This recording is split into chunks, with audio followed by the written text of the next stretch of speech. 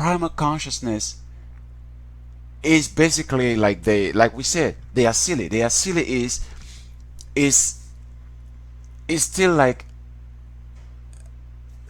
it's very like intangible. It is at the pre-temporal, pre-conceptual, and pre-affective, pre-spatial space, if that even makes sense.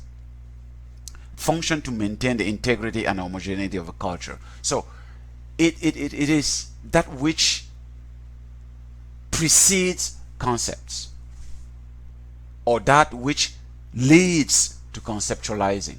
So, and now when we, and that would now be called metaform. So it's still in the kind of myth form, some kind of not really reality, not really there, not really even a myth, but like it's building, it's morphing.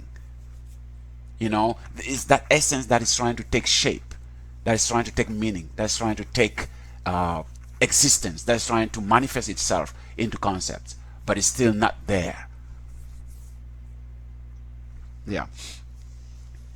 So, and then opens more liberating possibilities that the traditional European anthropologist paradigm. And then when we move to the middle form on page 11, then we get into mythology, which creates icons out of collective unconscious experience. So, for example,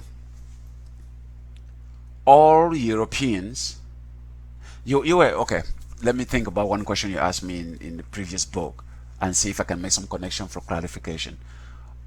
When I told you that it is a concerted effort to dominate black people and improve white Western European socio-economic standards, and you ask me a question like, are they conspiring, or are they, I don't know how you put the question. You were asking me if like, is it like intentional, like is it like all of them working towards the same goal, some kind of thing like that, when I was telling you that, for example, and I gave you the example that when the Belgium, you know, Belgium is a very small country in Europe, like almost insignificant country in Europe, and small country like Belgium dominated one of the largest African countries in the Republican Democratic of the Congo, the Democratic Republic of Congo, which is one of the richest countries in Africa in terms of land, resources, and everything, and one of the largest in terms of land mass. So, and even in terms of population. So a tiny, tiny little Belgium and a huge, huge country like Democratic Republic of Congo, which was then Zaire. How did they succeed? And when they started having problems or anything like that, who do you think supported them? The French came in, the American, who organized the killing of Lumumba, Patrice Lumumba, and all that. Why did they do that? So there is a kind of metaphor, there is a kind of asili that is still pre-conceptual, that's still it is primal consciousness. You know, primal is still, it's still in its essence that brings all of them together. The same thing applies to blacks. We also have our own asili, which is very community based. Anywhere a black person sees another black person, there is that instinctive, natural way of connecting with that other black person. So sometimes because of internalized racism, sometimes we kind of like stay away or try to do something, but naturally there is that push. I was in San Francisco. A friend of mine, she's from oh, I forgot we even passed the time. A friend of mine, she's a Spaniard from Spain, and we were shopping somewhere in San Francisco, in a huge store, and then as we were walking in those little aisles or whatever there, a black guy also, like, was all white, only white people there, and then a black guy also was kind of like picking up stuff from the shelf somewhere there, and then we met, and we just started, like, talking, like, hey man, how are you, blah blah blah, like checking in and blah blah blah. And then when I move on with the girl, she was white, and she asked me, do you know him? So she was like, she couldn't understand, like, do you know him or anything?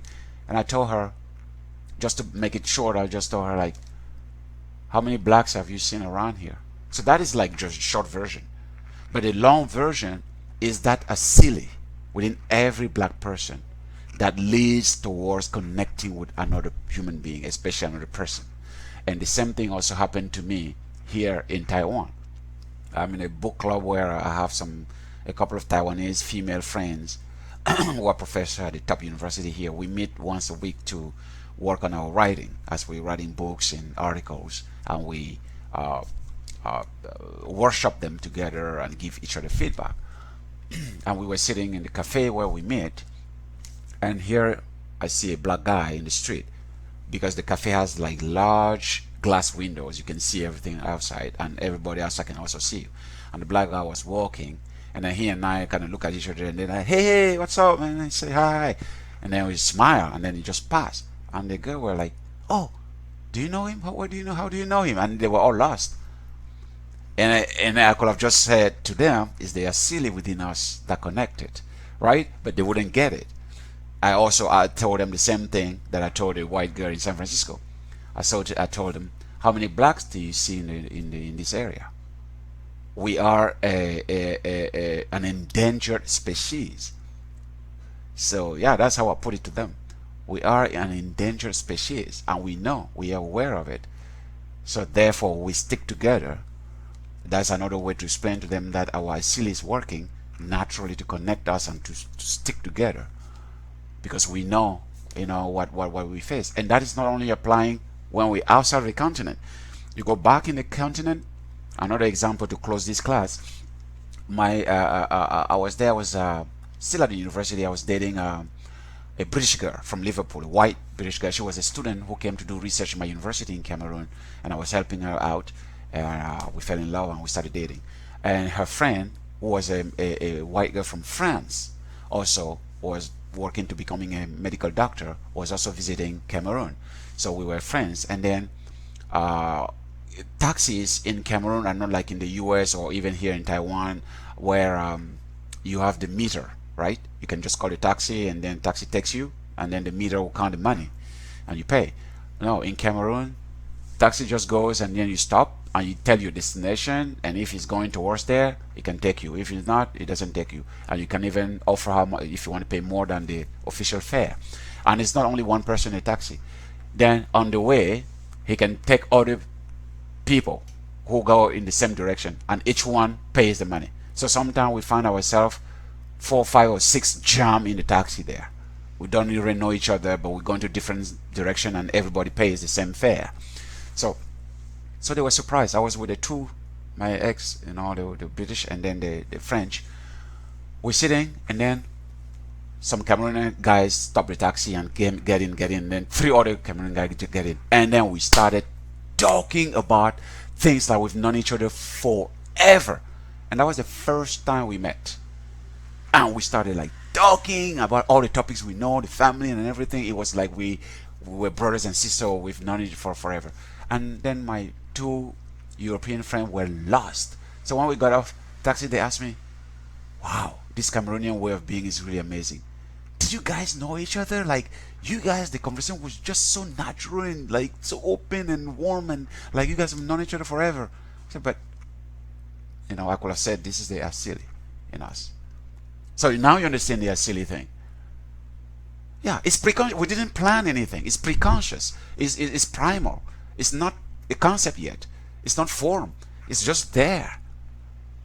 We instinctively just know what to do and how to be. You see, and so that is within each black, and you can see that the difference. Look at when 2 white people see each other. Do they even say hi? Rarely. Yeah, maybe in San Francisco just to be polite, but do they really care even? Like it's so cold, you can feel the distance. So then you can now understand how the ODYSEE functions within different groups of people.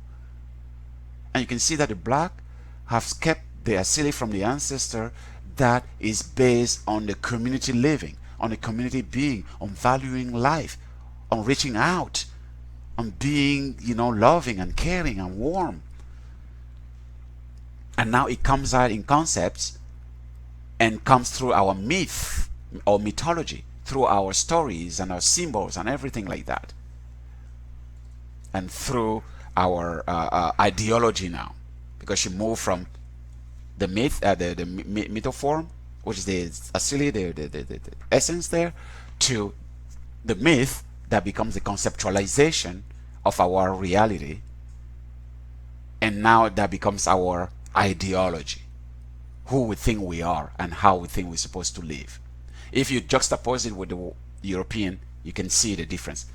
And that is now how, if you understand that concept and that notion of the primal consciousness in the mytho form, that now develops into the consciousness, becomes a myth or mythology, how a culture represents their reality through their literature, their storytelling. Read European literature, for example, to understand how their ODYSEE works, and all their the Greek mythology and their gods and all that thing, to understand how they work, all those aggressive gods and all that, and then into now their ideology of having the superior culture, civilized, that will colonize other people.